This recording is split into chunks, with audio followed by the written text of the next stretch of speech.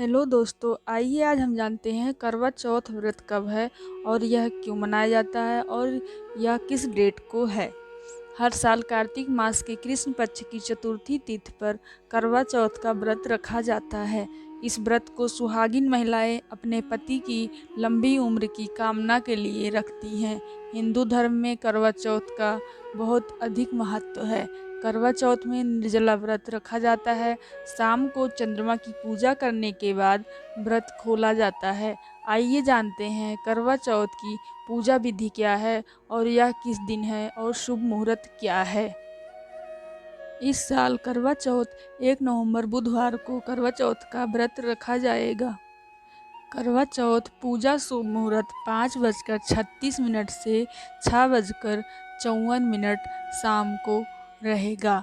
करवा चौथ के दिन चंद्र उदय 8:15 पर उदय होगा।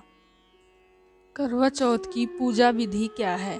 सुबह जल्दी उठकर स्नान कर लें। स्नान करने के बाद मंदिर की साफ सफाई कर ज्योति जलाएं। देवी देवताएं की पूजा अर्चना करें। निर्जला व्रत का संकल्प लें।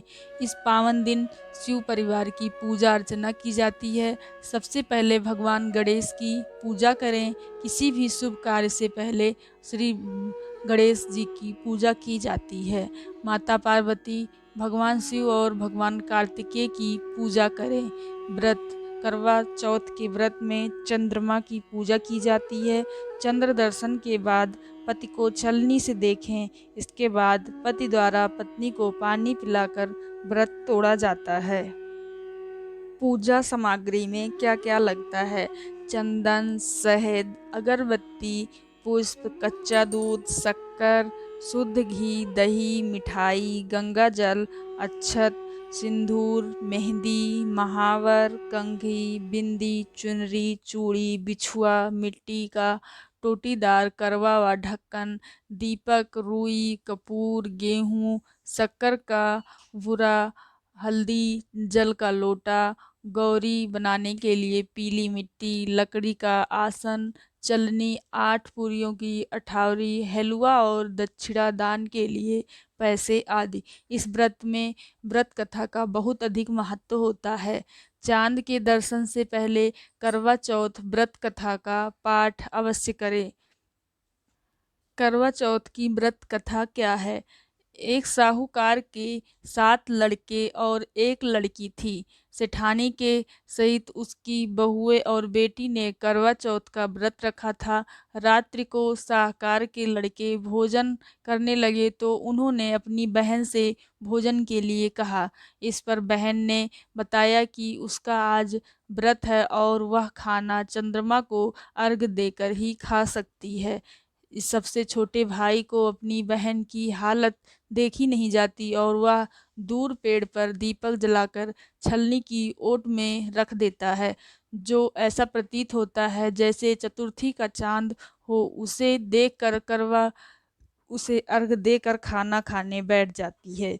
जैसे ही वह पहला टुकड़ा मुंह में डालती है उसे छींक आ जाती है। दूसरा टुकड़ा डालती है तो उसमें बाल निकल जाता है और तीसरा टुकड़ा मुंह में डालते ही तभी उसके पति की मृत्यु का समाचार उसे मिलता है। वह बेहद दुखी हो जाती है। उसकी भाभी सच्चाई बताती हैं कि उसके साथ ऐसा क्यों हुआ। व्रत गलत तरीके से टूटने के कारण देवता उससे नाराज हो गए। इस पर करवा निश्चय करती है कि वह अपने पति का अंतिम संस्कार नहीं करेगी और अपने सतीत्व से उसे पुनर्जन्म दिलाकर रहेगी।